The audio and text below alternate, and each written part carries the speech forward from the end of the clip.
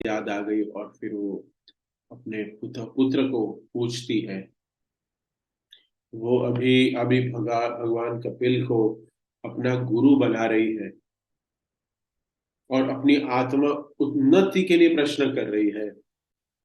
और ये प्रश्न हमने देखा कुछ दिनों पहले, पिछले श्लोकों में आपने देखा कि प्रश्न कर रही है। तो आज के श्लोक में क्या है कि मैत्र बता रहे हैं कि देवहूति ने जो प्रश्न किया है, ये प्रश्न जो है ये कैसा है। ये प्रश्न जो आध्यात्मिक उन्नति करने के लिए प्रयास कर रहे हैं जो भक्त लोग, और जो आध्यात्मिक जीवन में जाना चाहते हैं, आध्यात्मिक जीवन को ही अपना सर्वस्व बना बैठे हैं, ऐसे जीवों के लिए, ऐसे जीवों के लिए देवहूति का प्रश्न वरदान स्वरूप होगा। मैत्र मुनि यहां कह रहे हैं कि जो इस प्रश्न को सुनता है, और श्रवण करता है, अपने जीवन में उतारता है, वो क्या होगा, वो भगवान के धाम, परम धाम को प्राप्त करता है। तो हम संक्षिप्त में चर्चा करेंगे, उसके पहले हम इस श्लोक को थोड़ा समझ लेते हैं। इति स्वमार्तो निर्बध्य मीप्सितम, मतलब क्या है। हाँ, ये जो कपिल, भगवान की जो माता है देवहूति, उन्होंने क्या इच्छा की, आध्यात्मिक प्रश्न की इच्छा की। हम्म हम इस संसार में देखते हैं कि प्रत्येक व्यक्ति प्रश्न और उत्तर कर रहा है। कोई भी कम्युनिकेशन हो, इसको ठीक से समझिए। एक व्यक्ति दूसरे व्यक्ति से बात कर रहा है, एक दोस्त दूसरे दोस्त से बात कर रहा है, एक बॉस अपने कर्मचारी से बात कर रहा है, एक पति अपनी पत्नी से बात कर रहा है। इसमें प्रश्न और उत्तर ही होते हैं, ध्यान से सुनिए सारे। कोई पूछ रहा है, उसका उत्तर में उसको सामने कुछ ना कुछ जवाब मिलता है। तो ये जो हमारा संवाद है ना, जो हम भी बात कर रहे हैं ना, चर्चा कर रहे हैं, उसमें प्रश्न और उत्तर ही होते हैं। प्रश्न के उत्तर मिलते हैं। माता जी, can you mute everyone, lock the meeting. सब में प्रश्न और उत्तर मिलते हैं। और शास्त्र में ही भी, ये सारे हमारे शास्त्र है ना, ये प्रश्न और उत्तर ही है। किसी ने प्रश्न किया है, किसी ने उत्तर दिया है। तो प्रश्न पूछना, ये जो प्रश्न होते हैं ना, दो प्रकार के होते हैं। एक आध्यात्मिक प्रश्न और एक भौतिक प्रश्न। हम्म तो यहाँ पे देवहूति माता जो प्रश्न कर रही है, वो आध्यात्मिक प्रश्न है। और ये प्रश्न कैसे है, तो कहते हैं, क्या कहते हैं, निर्वधम कलमश रहित, जो कलमश से मुक्त कराएगा, ऐसे प्रश्न देवहूति पूछ रही है। कलमश मतलब क्या है, मल, कलमश। तो कोई कोई भी भौतिक वासना का मल ना हो, उसको कलमश कहते हैं। जो भी जो सोने, प्रभुपाद भी यहाँ लिखते हैं क्या, जो जीवन की इन दिव्य आवश्यकताओं की परवाह न करके पशु की भांति खाने, सोने, डरने तथा संभोग करने में लगा रहता है, वह अपना जीवन गंवा देता है। आंख से देखने, कान से सुनने, मुंह से खाने बोलने, हम्म ये सब वस्तुओं भगवान की सेवा में कैसे लगानी चाहिए, ये उनका प्रश्न था देवती का। ऐसा नहीं कि ये आंखों से हमें क्या दिखे, अलग अलग वस्तुओं को देखे, भोगने की इच्छा करे। लोग प्रश्न करते हैं, थिएटर में ये मूवी लगी है, चलो ये खाना खाते हैं, ये जीवा को आस्वादन देते हैं। ये सभी आंखों के विषय है। देवहूति माता को पता है कि ये ये उनके प्रश्न नहीं है, कोई इच्छा नहीं है उनकी। तो कोई अच्छा खाने के भी प्रश्न नहीं है। तो उनके प्रश्न क्या है, कलमश रहित, जिसमें लेश मात्र भी कलमश नहीं है। ऐसे प्रश्न देवहूति माता कपिल देव से पूछ रही है। और ये प्रश्न कैसे है, अपवर्ग वर्धनम, ये भगवान के धाम लेके जाने वाले प्रश्न है। अगर कोई ऐसे प्रश्न करता है तो वास्तव में भगवान उसके ऊपर प्रसन्न होते, जैसे इस श्लोक में भगवान प्रसन्न हो रहे हैं। तो यहाँ क्या बता रहे हैं लास्ट श्लोक के लास्ट लाइन में, भवार्श इस स्मित शोभितानन, मधुर मुस्कान से देवहूति के प्रश्न को धन्यवाद दे रहे हैं। तो ऐसे ही भागवतम के प्रथम स्कंद में भी हम देखते हैं कि प्रश्न पूछे गए हैं। दूसरे अध्याय में 5वां नंबर का श्लोक आता है। जो ये श्लोक है नैमिषारण्य के ऋषि मुनि सुतु गोस्वामी से पूछते हैं। हाँ, उनको पूछते हैं। तो उनका प्रश्न क्या था? मुनियो साधु पृष्ठो हम भवद्विलोक मंडलम यत्कृत कृष्ण प्रश्न कृष्ण स प्रश्नो येनात्मा सुप्रसिद्धति। तो ये जो श्लोक में भी दिव्यता तथा दिव्य सेवा 1.2.5 नंबर श्लोक में भी यहाँ पे हम देख रहे हैं कि क्या कह रहे हैं। सुत गोस्वामी ऋषि मुनियों से कह रहे हैं कि आपने जो प्रश्न किया है, प्रथम स्कंद में 6 प्रश्न आते हैं। ये जो प्रश्न है वो संसार के जीवों का मंगल करने वाले प्रश्न है। वो मंगल करने वाले जो प्रश्न है, सुत गोस्वामी कह रहे हैं कि आपने जो ये प्रश्न किया है वो प्रश्न मंगलमय है। और ये बद्ध संसार के जीव है, बद्ध जीव है, जो संसार में फंसे हुए जीव है, उनके उद्धार करने वाला प्रश्न है। तो ये कौन से प्रश्न है? ये प्रश्न कृष्ण के संबंध में, कृष्ण के संबंध में प्रश्न है। और दूसरे बात में दूसरा क्या है? हाँ, इस भवसागर से छुटकारा पाने वाले प्रश्न।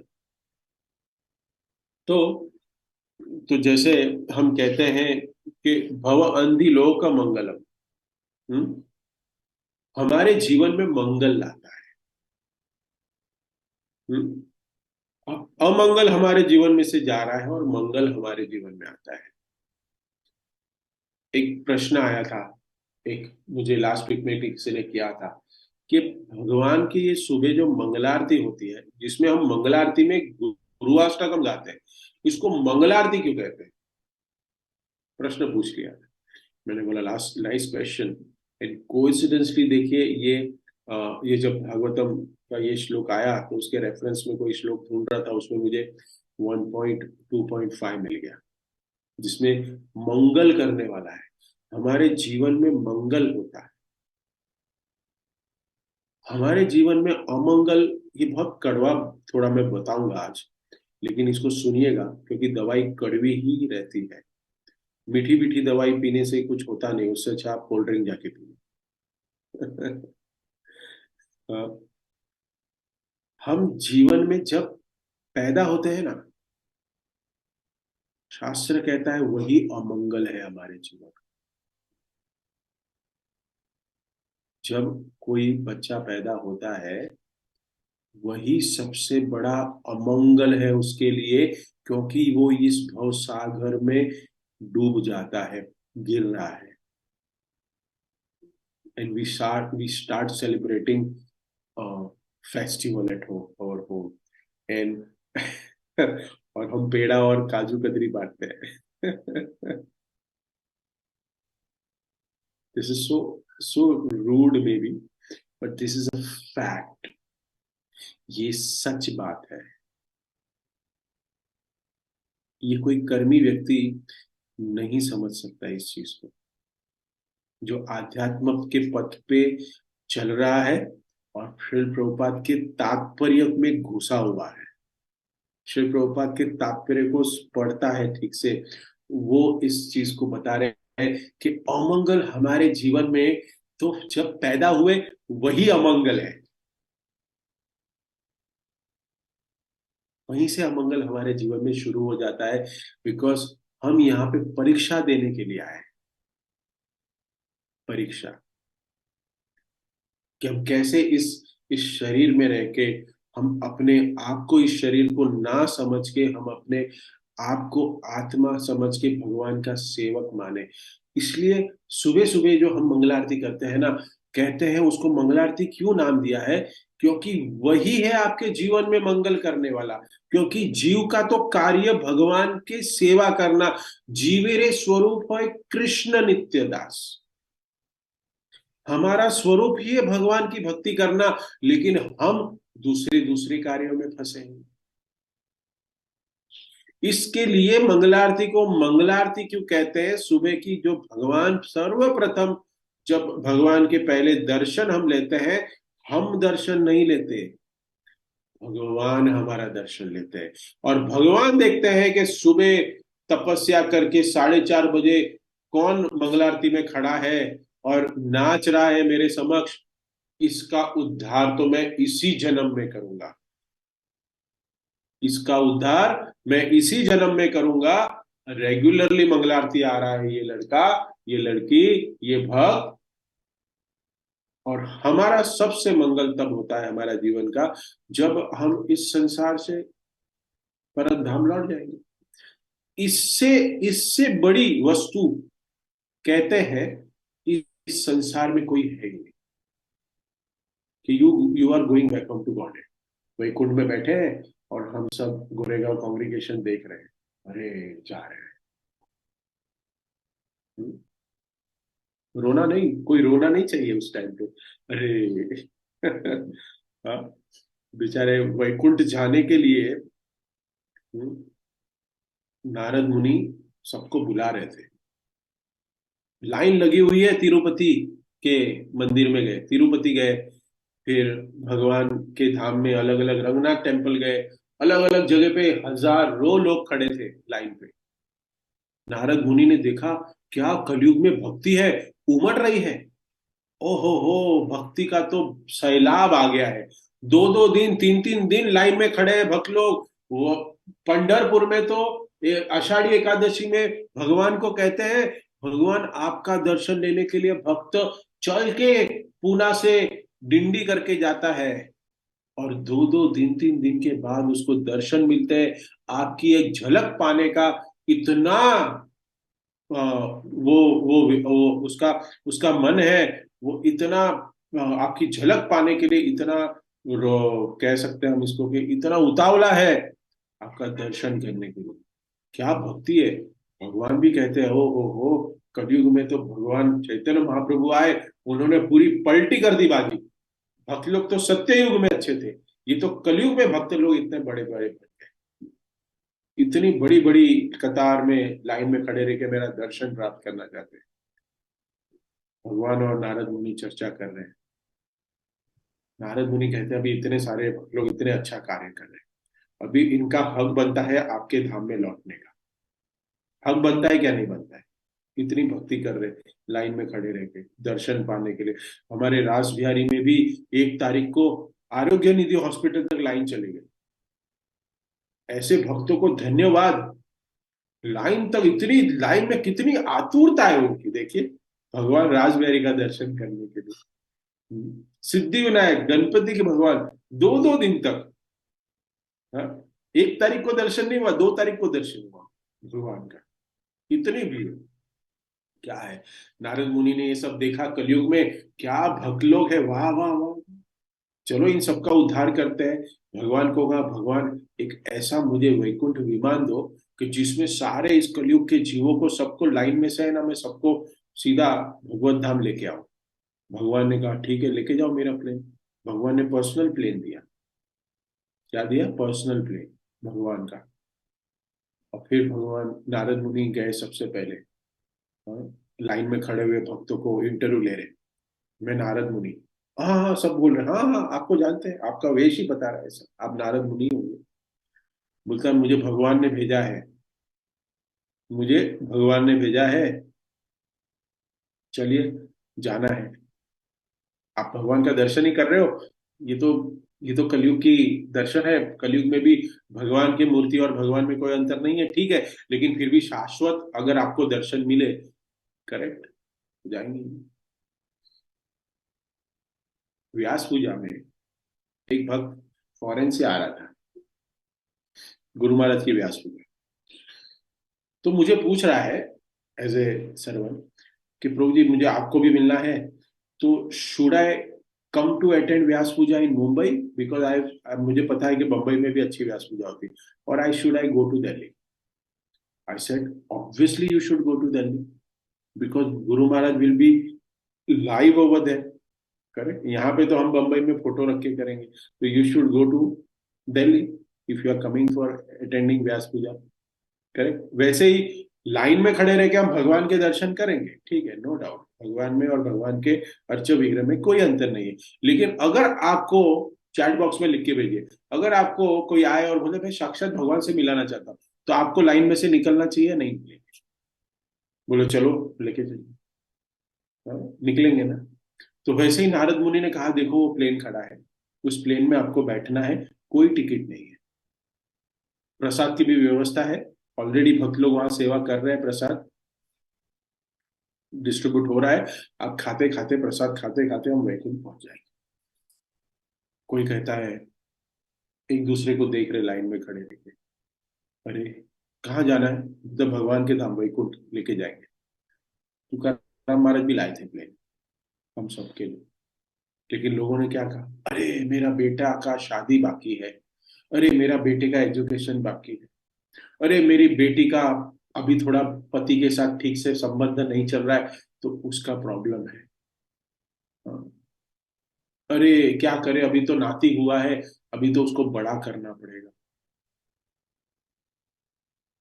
अरे अभी अभी तो मेरी शादी हुई है, अभी तो मेरा कुछ, मेरी तो जिंदगी शुरू नहीं हुई। तो फिर ऐसे ही अलग अलग प्रश्न के उत्तर मिले, ब्रह्मा नारद मुनि सबके पास गए, कोई भी, सब लाइन में ही खड़े, सब लाइन में खड़े। फिर फिर दूसरे लोकेशन में गए, महालक्ष्मी गए, फिर महालक्ष्मी जी के पास भी गए, वहां पे भी भक्तों को कहा, तो यही आंसर मिला, टाइम नहीं है, मेरे बच्चे का एजुकेशन है, ये है वो है। अरे अभी मैंने इन्वेस्टमेंट किया है वो अदानी में, और मेरा इतने करोड़ों का नुकसान हो गया है, अभी मैं क्या करूं? अभी मैं रुकना चाहता हूँ, और है ना, अभी वो जब लेवल पे आ जाए उसके बाद बेच दूंगा और फिर आ जाऊंगा। ये सब प्रश्न चलते हैं। नारद मुनि जब तीसरे लोकेशन पे गए, तब समझ गए कि भगवान ने मुझे इतना बड़ा प्लेन क्यों दिया। एक व्यक्ति मिला उनको, उनको एक व्यक्ति मिला वृंदावन में, प्रेम मंदिर में, प्रेम मंदिर में था, मिला एक, आता हूं मैं आऊंगा आपके साथ, आप देख रहा हूं आप लाइन में लगे हैं सब लोग, और कोई आ नहीं रहा आपका, एक तो लेके जाऊं। नारद मुनि खुश हो गए। नारद मुनि कहते हैं, ओहो हो, एक भक्त तो मिला, मैं भगवान को मुंह क्या दिखाऊंगा, कोई नहीं आया, हाँ खाली प्लेन लेके आया, मेरा ईंधन भी वेस्ट हो गया, भगवान कहेंगे, हाँ जाने आने का खर्चा, हाँ क्या कहते हैं उसको, ग्लास तोड़ा आठाना, हाँ, हाँ, ऐसा कोई कहावत है ऐसी। हाँ, तो एक भक्त आया और बोलता है मैं आता हूं, लेकिन बताइए वापस कभी आएंगे?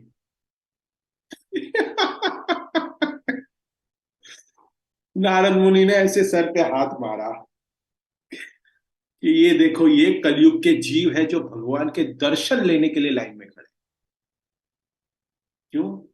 क्योंकि दर्शन लिया, प्रसाद लिया, ऐसे किया सपाट, किसी ने कुछ धर्म गुरु ने सिखाया ही नहीं कि भाई तुम दर्शन लेने आए हो, लेकिन तुम्हारा दर्शन लेने के बाद जब बाहर जाओगे मंदिर के, उसके बाद क्या? उसके बाद ठन ठन बोल, मैं ना प्रश्न पूछूंगा आपको गुरुजी, ना आपको मुझे आंसर देना है। क्या है? सच बोलना नहीं, मुझे मुझे सिर्फ उतना ही सुनना है जो मुझे पसंद है। क्या? ऐसे शिल प्रभुपाद नहीं है। कल गुरु महाराज का एक सुंदर कोट है, आप लोग के ग्रुप में भी आया होगा, उसको मैं पढ़ता हूँ। इतना इतना डेंजर कोट है ना ये। ग्रुप पे डालते हैं, लेकिन कितने लोग पढ़ते हैं पता नहीं, but I just read it for you.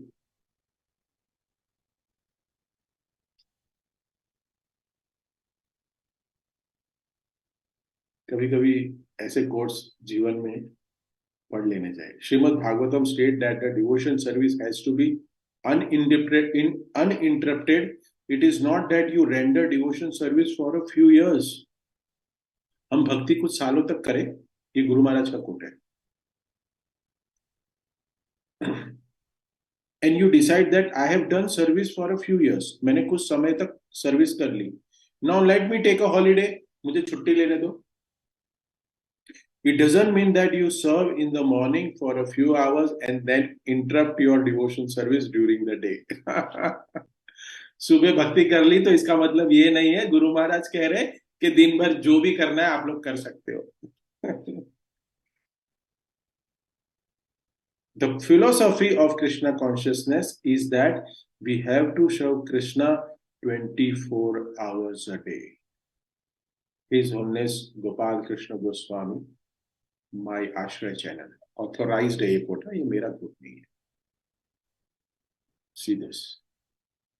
Nityam, every second we have to. लेकिन क्या करें? भगवान, ये देखो नारद मुनि गए भगवान के पास और जो मंद मंद मुस्कान मैत्रेय मुनि कपिल देव के चेहरे पे देख रहे हैं, वही मुस्कान नारद मुनि भगवान के सामने खड़े रह के देख रहे हैं। भगवान नारद मुनि को ऐसे मंद मंद मुस्कुराते हुए देख रहे हैं। मेरा वैकुंठ भरना चाहता था ना, हाँ? कोई नहीं आया। अरे तुम आ गए वही सबसे बड़ी बात है, नीचे जाके तुम फंसे नहीं माया में। हाँ, तुम प्रकृति के 3 गुणों में तुम नहीं फंसे। हाँ, तुम आ गए वही मेरे लिए बड़ी बात है। तो ये प्रश्न ऐसे होने चाहिए। ये प्रश्न है देवहूति माता के। तो हम बात कर रहे थे कि जीवन में जब हम पैदा हुए ना, वही अमंगल है। It is not the time to celebrate. Celebration होना चाहिए, लेकिन भाव ये होना चाहिए कि इसको बड़ा होके मैं भक्त बनाऊं, इसको भक्ति प्रदान करे।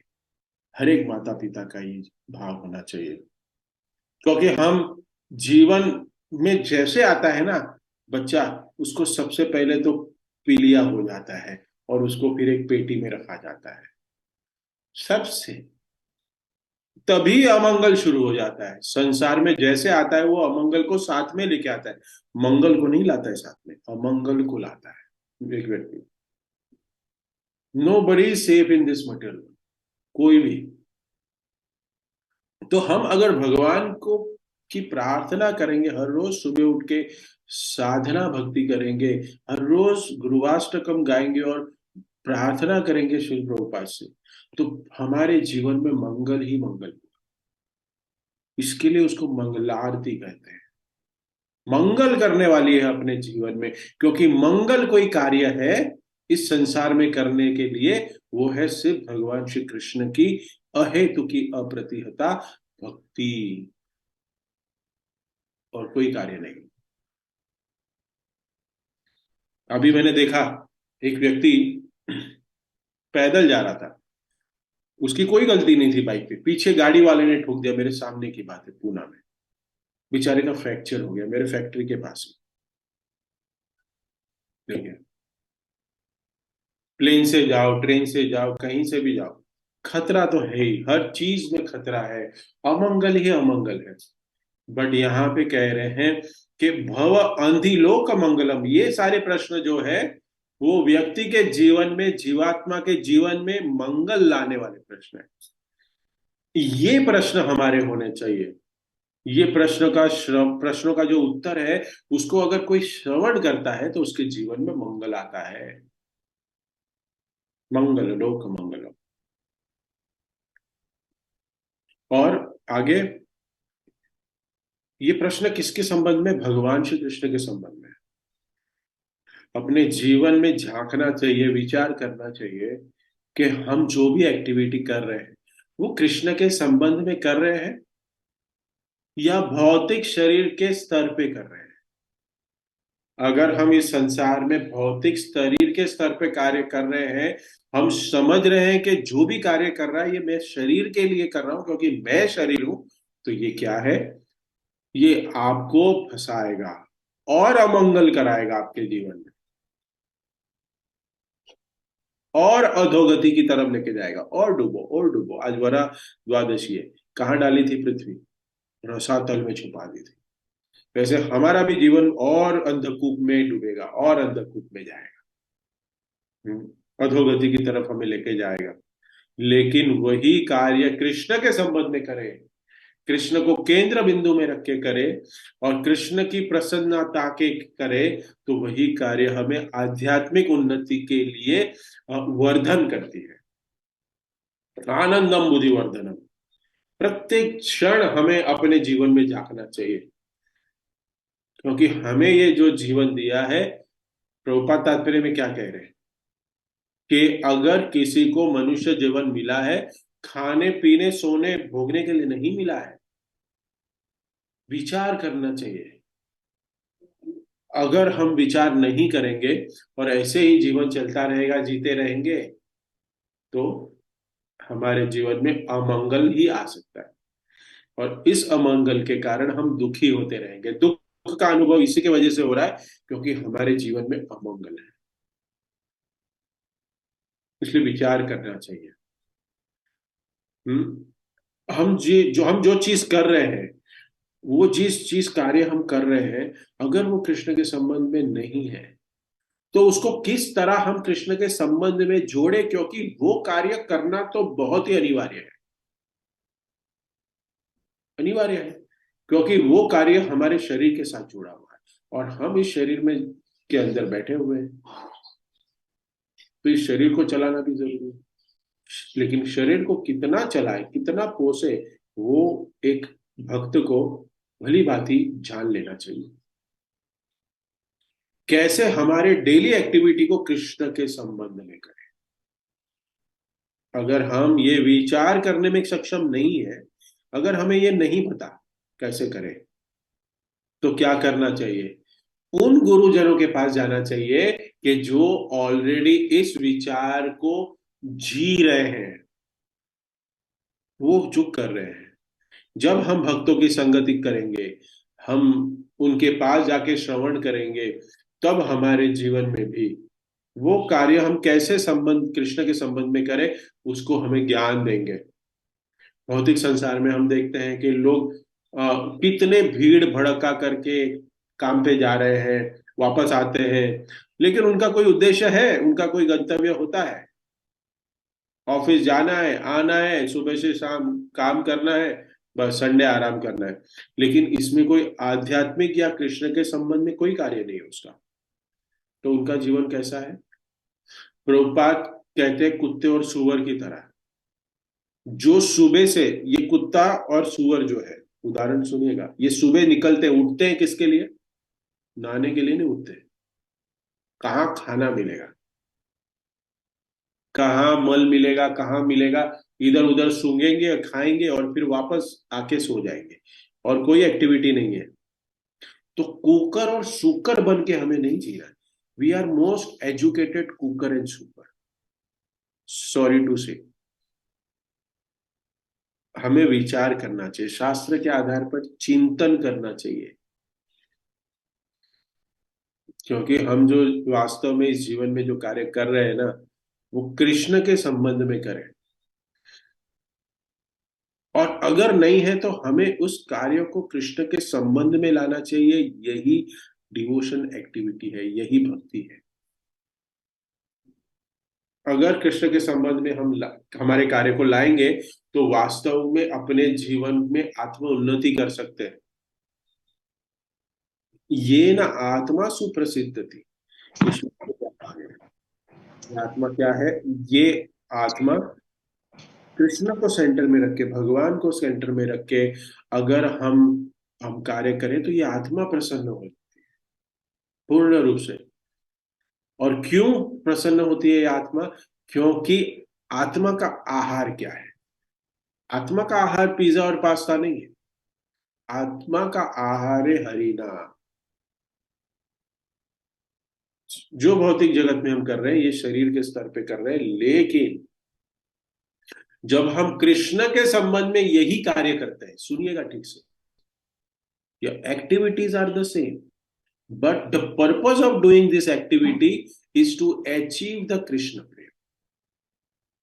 एक्टिविटी वही है, लेकिन पर्पस करने का यही है कि मुझे भक्ति करनी है, मुझे भक्ति में अग्रणित होना है, मुझे इसी जीवन में बैक टू गॉडेड जाना है, इसी जीवन में मुझे भगवान की प्रेमा भक्ति प्राप्त करनी है। अगर इस लक्ष्य से कार्य करेंगे तो क्या होगा? तो वो कार्य आत्मा को प्रसन्नता दिलाने वाला होगा और ये आध्यात्मिक बन जाएगा, क्योंकि आत्मा भगवान श्री कृष्ण के नित्य दास है। प्रभुपाद कहते हैं, सुनिएगा ठीक से, कि जिस किसी व्यक्ति को यह अनुभव हो गया है कि मैं कृष्ण का नित्य दास हूं, वो कृष्ण की शरण में रह के ऐसे कार्य को ही कर सकता है और अपने जीवन को सफल बना सकता है। तो समझना क्या है? मैं भगवान श्री कृष्ण का नित्य दास हूं, ये समझना है हमें। We have to understand. तो यहाँ पे देवहूति माता को इच्छा हुई, किस चीज की इच्छा हुई? इतने समय से करदम मुनि से साथ रह रही थी, हाँ, उनकी सेवा करते करते उनका जीवन देवहूति माता का करदम मुनि की सेवा में निकला था, और करदम मुनि की कृपा से ही ये भगवान स्वयं उनके गर्भ में आए। और देवहूति माता यहाँ सौभाग्यशाली समझती है कि भगवान मेरे सामने है, और क्यों ना मैं ये भगवान को अपना पुत्र समझ के उसकी शादी कराने के पीछे, उसके बच्चे कराने के पीछे ना लगूं, उससे मैं ज्ञान लूं। देवहूति माता के भी हम चरित्र देखते हैं तो उन्होंने भी गलतियां की है। पिछले अध्यायों में हमने देखा कि कैसे वो पश्चाताप कर रही है, उन्होंने भी शरीर को भोगने की इच्छा की, ये वासना उनमें भी थी, लेकिन वो सब निकाल निकाल दिया उन्होंने। अभी कल्मश रहित है, ये सब अभी उनमें नहीं है। लेकिन फिर भी मैत्रेय मुनि कह रहे हैं इस श्लोक में कि उनके जो ये प्रश्न है वो बद्ध जीव को, ये जो भौतिक वासना में पड़े हुए व्यक्ति है उनके लिए बहुत उचित प्रश्न है। देवहूति माता अभी आगे पूछ रही है। देवहूति माता कह रही है मैं अपना जीवन अब तक वासना में ही गुजारा है, अब मुझे इस संसार में दुख नहीं भोगना है। हे भगवान, आप कृपा करके मुझ पर कृपा करिए, और मुझे मेरा ही उद्धार करने के लिए आप मेरे गर्भ से प्रकट हुए हैं। आप कृपा करके मेरे जो प्रश्न है उसके उत्तर दीजिए और मेरा उद्धार करिए। तो यहाँ पे एक माता, देवहूति माता की इच्छा प्रकट कर रहे हैं, आध्यात्मिक प्रश्न करो जो मेरी आत्मा को संतुष्ट करेगी। यहाँ पे इच्छा बहुत महत्वपूर्ण। हम इच्छा क्या करें? देवहूति माता की इच्छा, सबकी इच्छा है, हमारे जीवन में इच्छा करना जीव का स्वाभाविक गुण है। विदाउट इच्छा हम रह ही नहीं सकते, इच्छा को मार भी नहीं सकते। हाँ, कुछ लोग होते हैं कि हम इच्छा नहीं करेंगे तो कर्म बंधन नहीं लगेगा, कर्म बंधन नहीं लगेगा तो हम संसार में नहीं पड़ेंगे, लेकिन ऐसा है ही नहीं। इच्छा को कोई भी व्यक्ति, चाहे सन्यासी, गृहस्थ, ब्रह्मचारी और वानप्रस्थ, कोई भी, इच्छा करना स्वाभाविक है। लेकिन ये इच्छा कैसी होनी चाहिए, उस पर विचार करना है। वही अच्छा इच्छा जो कृष्ण के संबंध में है, तो वही इच्छा हमें भगवत धाम लेके जाएगी। लेकिन वही इच्छा भौतिक संबंध में है, हाँ, हमारे शरीर के संबंध में, तो हमें कहाँ लेके जाएगी? अधोगति में लेके जाएगी। जैसे हम उदाहरण के लिए देखें, एक भक्त की इच्छा होती है और एक कर्मी व्यक्ति की इच्छा होती है, भौतिकवादी। तो उसका एक सपना क्या है?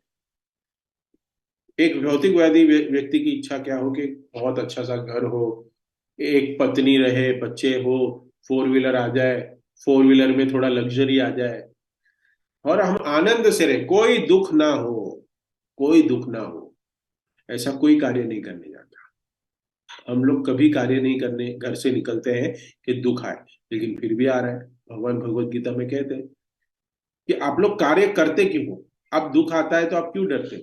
क्योंकि दुख के लिए तो आप करते नहीं कार्य, फिर भी आता है, तो देने वाला कौन है? मैं हूं। मूर्ख हो आप लोग, सुख के लिए कार्य कर रहे हो। अर्जुन को कह रहे हैं भगवान। तो वही एक भौतिकवादी व्यक्ति की ये इच्छा होती है। लेकिन भक्त का इच्छा क्या है? कि मैं एक भगवान का एक मंदिर बनाऊं जो एक विशाल हो। उसमें श्री राधा रास बिहारी जी पार्ट टू रहेंगे, श्याम सुंदर रहेंगे। हाँ, महल दोनों की इच्छा बना है, महल वो दोनों की इच्छा है बनाना। लेकिन एक भगवान का महल बनाएगा और एक अपना महल बनाएगा।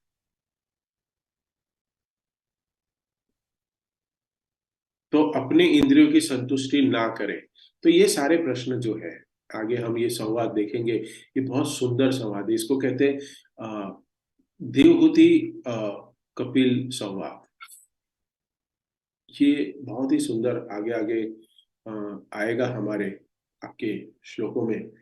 और अलग अलग वक्ताओं से आप सुनेंगे कि क्या प्रश्न होने चाहिए माँ को अपने बेटे से।